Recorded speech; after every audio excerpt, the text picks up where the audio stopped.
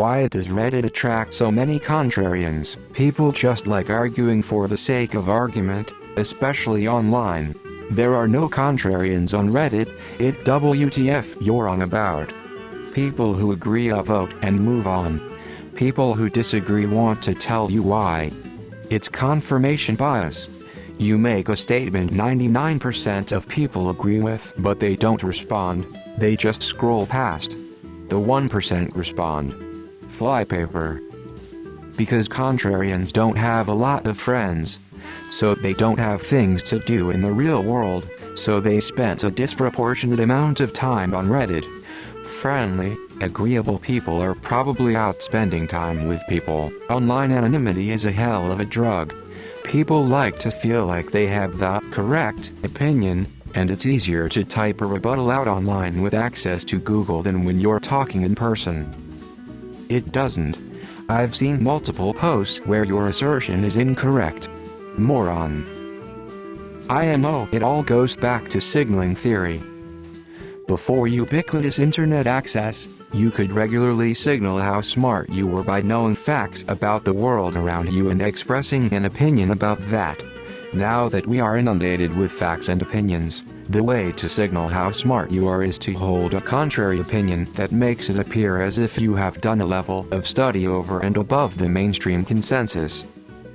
Let me give you an example. If you are a music fan, you can't signal your music knowledge to others by claiming that John or Paul is your favorite Beatles, because most people already know them. You have to say George Harrison is your favorite because it implies a deeper knowledge than the mainstream consensus. Similarly, in any thread about a late-night talk show host, you can't signal anything by claiming your love for Jay Leno, who had the best ratings of any post-Carson host. You have to claim that Craig Ferguson was the best host and needs to come back because he is the least known of the major network late-night hosts, and really signals that you are different and more knowledgeable about the subject. In the early days of the internet, the only people who were online were ultra-nerds. Ultra-nerds share a common trait of being a know-it-all.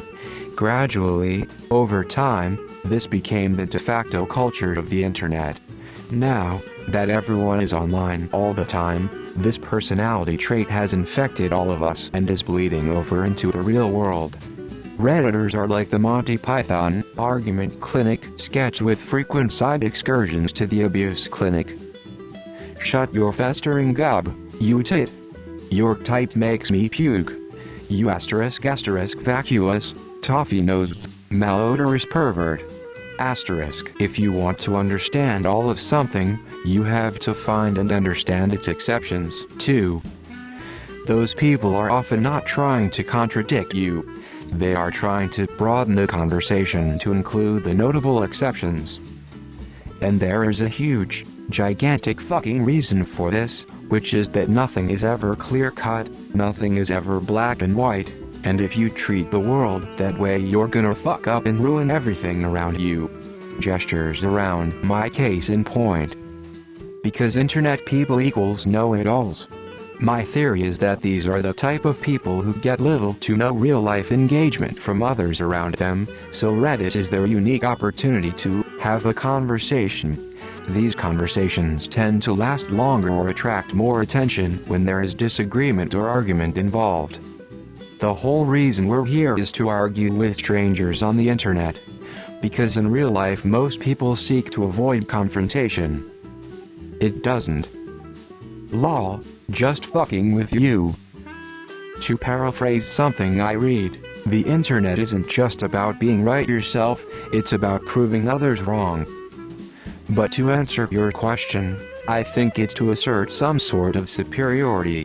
You may know asterisk that asterisk, but I still know asterisk more asterisk than you do. No, it doesn't. It attracts lonely, angry people who argue in bad faith for a dopamine hit. People like providing counterexamples. Well, I found a study done by a Reddit user by the name of R. Harry Buttful Scratcher, which shows that 90% of contrarians find Reddit unattractive. Bet you feel dumb now.